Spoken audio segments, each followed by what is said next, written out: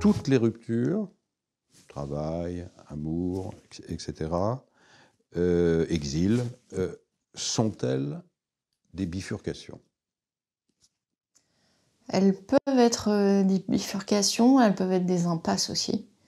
On peut effectivement en profiter pour apercevoir une autre issue ou construire une autre définition de soi. Et puis on peut aussi rompre avec l'idée de devenir quelqu'un ou d'élaborer un cheminement personnel, professionnel, politique, qui en fait s'avère impossible.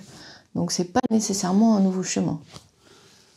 Alors, tu cites à juste titre Canguilhem dans son rapport à la maladie, on ne recouvre jamais l'état antérieur.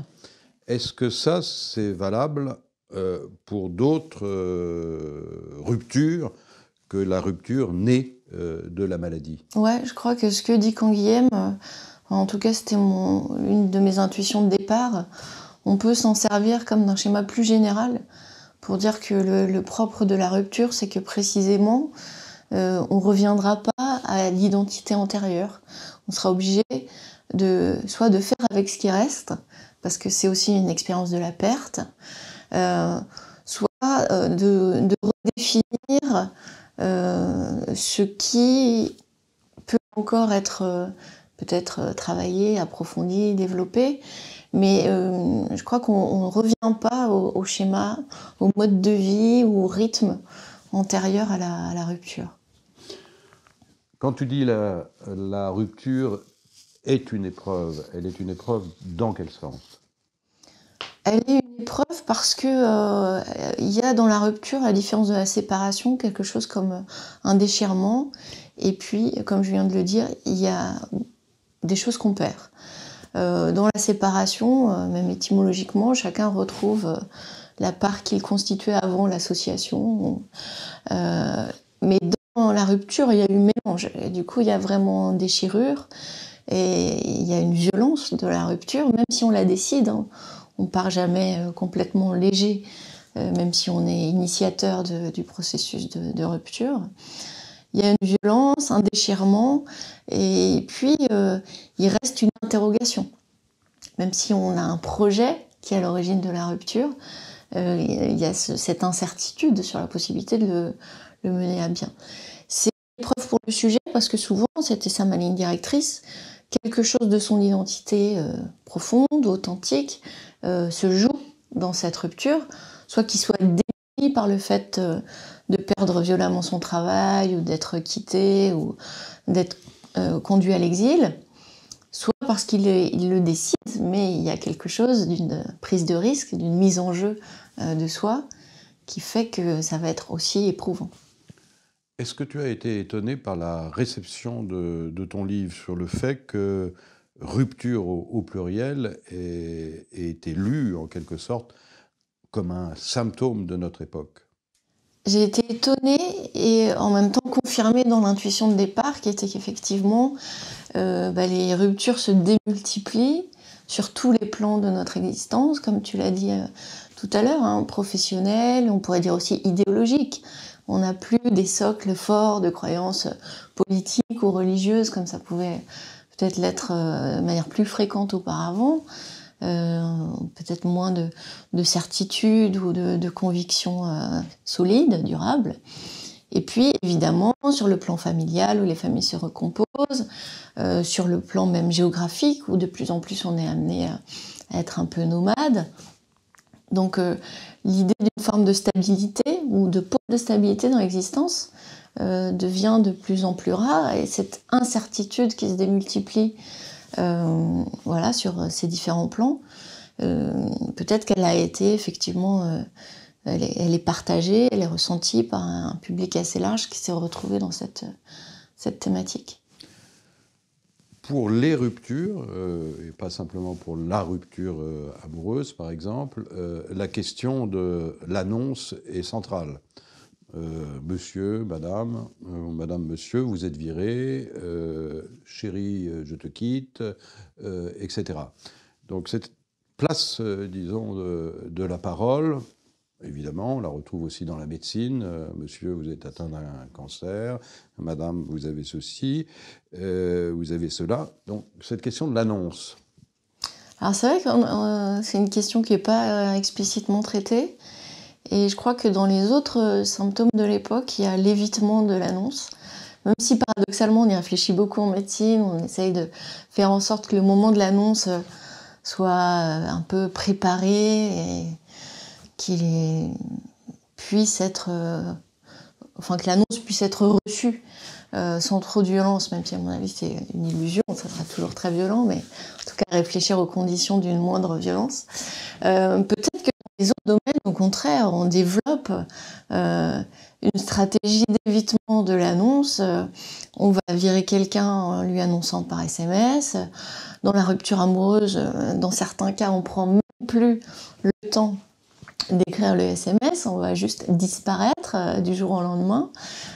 Donc cette honnêteté, ce courage, cette franchise qui consiste à dire que quelque chose s'arrête, peut-être qu'elle est elle aussi en train de s'évanouir progressivement. Est-ce que ça ne nous renvoie pas à des réflexions, méditations sur justement la place de la parole dans notre société, mais pas simplement dans notre société, la place de la parole dans la vie intime également? Alors il y a plusieurs raisons peut-être à ces différents silences. Bon, la première raison, peut-être la plus banale, qui serait celle de manque de courage que j'évoque, mais il y a aussi la question de savoir ce qu'on peut dire d'une rupture. Parfois celui qui rompt, il lui manque pour lui-même l'explication de son propre geste. C'est-à-dire, dans les références que j'aime bien, il y a la référence à l'œuvre de Charles Juliet, qui dit qu'il ressent une nécessité intérieure de rompre avec sa vie, qui vu de l'extérieur peut sembler relativement privilégiée, confortable. Il fait des études pour devenir médecin, finalement il est plutôt sur la bonne voie. Et pourtant, il sent ce besoin absolu de quitter ce milieu au sein duquel il a l'impression d'être inauthentique, de vivre une vie de faux semblant. Donc parfois aussi, si cette parole manque, c'est parce que pour soi-même, on est encore incapable d'expliciter ce mouvement de fêlure qui est en nous depuis longtemps et qui s'actualise dans la rupture. Après, il y a aussi cette idée que la rupture est devenue banale. C'est plus la peine d'en faire un événement, qu'on n'a plus besoin d'un cérémonial. Enfin, en tout cas, on retrouve cette idée puisque les statistiques nous disent à quel point, oui, on changera plusieurs fois de travail dans sa vie, où on sera amené à déménager, à perdre des amis, oui, les couples se recomposent de multiples fois dans une même vie, etc. C'est comme si finalement ça avait plus besoin d'être tellement accompagné. Tout le monde sait qu'un jour ou un autre, il vivra ces ruptures. Et là, il me semble que c'est une forme un peu hypocrite qui vise à euphémiser ou minimiser la rupture alors qu'elle reste, comme on l'a dit, une épreuve, une douleur et parfois un traumatisme durable. Alors, cette euphémisation, une fois la rupture accomplie, elle débouche sur un double sentiment qui est d'ailleurs contradictoire. À la fois, on peut se sentir comme un déchet, et là tu prends des exemples littéraires, je crois Barthes ou autres, je crois, et en même temps, il y a le sentiment de pouvoir apprendre, se relever et se réapproprier, justement, par rapport à ce que tu viens de dire, un imaginaire que l'on croyait, disons, très éloigné, enfoui, etc., et qui est ressurgi comme une nécessité intérieure. Pour celui qui part, il y a cet espoir de devenir autre. Pour celui qui subit la rupture, quelle qu'elle soit, bon, il y a effectivement un premier moment de grande dévalorisation et parfois extrêmement violente, hein, où le sujet se sent démoli, dévasté. On parle d'effondrement ou devenir un rebut, un déchet. On retrouve ces occurrences de manière très fréquente dans la littérature, dans les récits de rupture amoureuse. Et effectivement, jusqu'à perdre toute consistance, devient une espèce de fantôme. On a aussi cette image-là. Et puis, heureusement, dans certains cas, on sort de cet état de démolition et surgit quelque chose comme un travail de reconstruction ou de réparation, on y viendra, au sens où il y a aussi quelque chose qui peut être excitant dans le fait de se dire « Ok, je ne suis plus cette personne que je formais dans cet environnement professionnel, dans ce couple, dans cette famille, alors qui je suis ?» Et effectivement, l'une des idées, c'était de se dire que plutôt de complètement se réinventer, de devenir radicalement autre, ce qui est, je pense, une illusion, d'aller voir dans des potentialités qui sont les nôtres et qui ont été étouffées par un certain milieu professionnel, un certain type de vie familiale ou amoureuse, ou d'autres contextes plus tragiques, politiques, historiques, etc.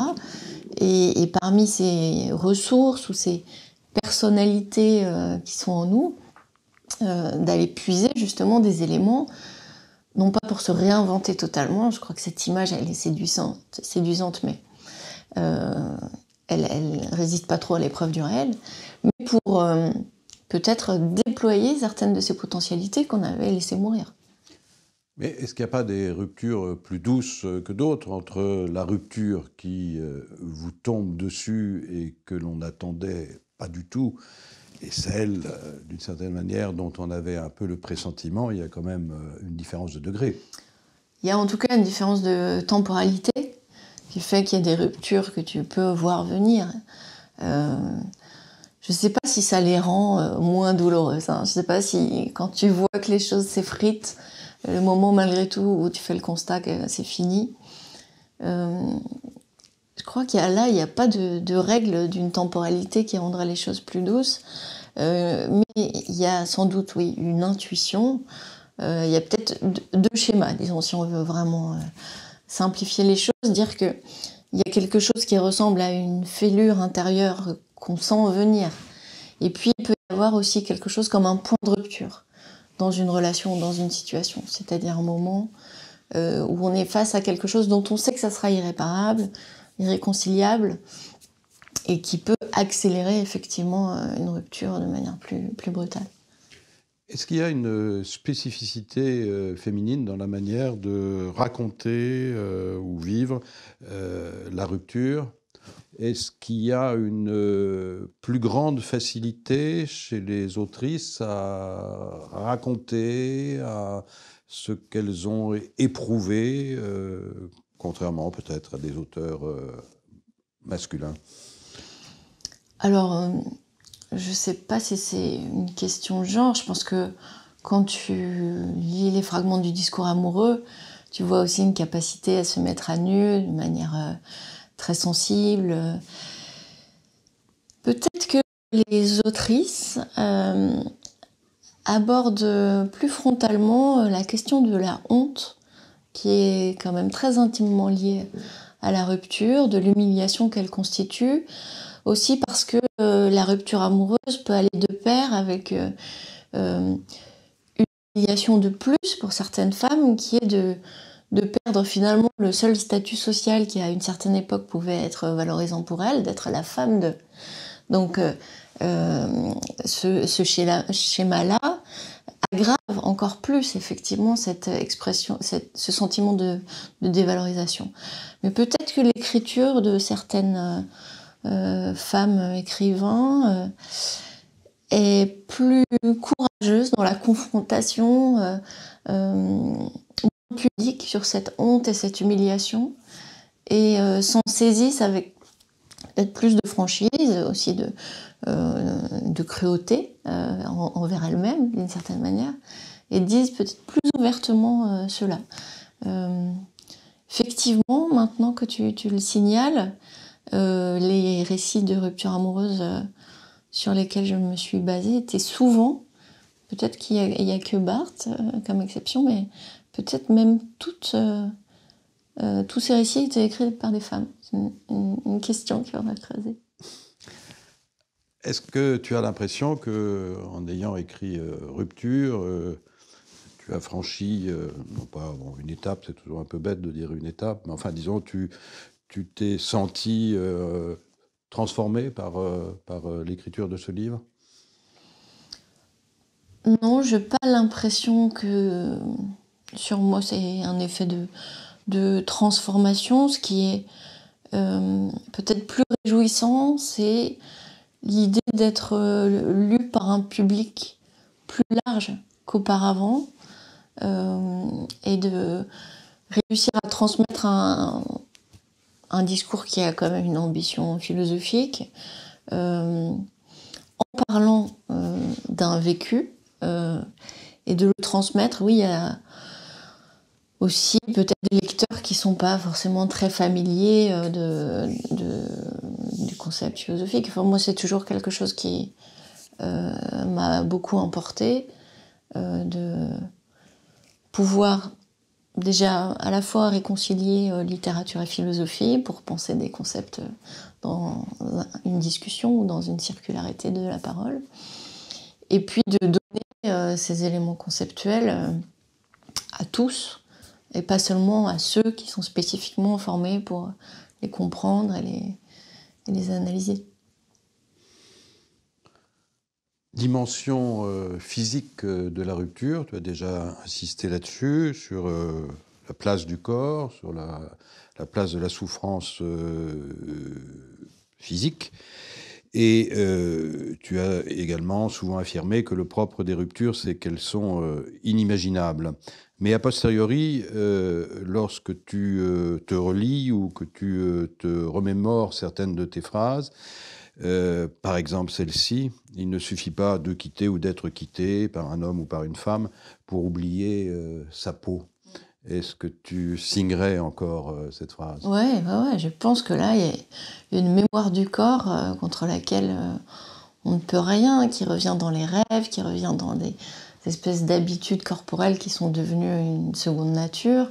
Je pense qu'on se souvient longtemps du parfum de quelqu'un qu'on a aimé, que ce soit sa grand-mère ou que ce soit un ancien amant. Je pense qu'il y a une inscription, une mémoire corporelle, bon, ça a été déjà 10 000 fois, mais qui parfois s'entête bien au-delà de notre volonté ou contrarie notre volonté justement à tourner la page. S'il y a bien quelque chose en nous qui est le gardien parfois désagréable ou du passé, c'est le corps. Je pense que les choses s'inscrivent durablement, en particulier quand il y a eu une grande familiarité, proximité physique. À un moment, je dis qu'on, dans l'amour, même dans des amitiés fusionnelles, on compose un corps chimérique.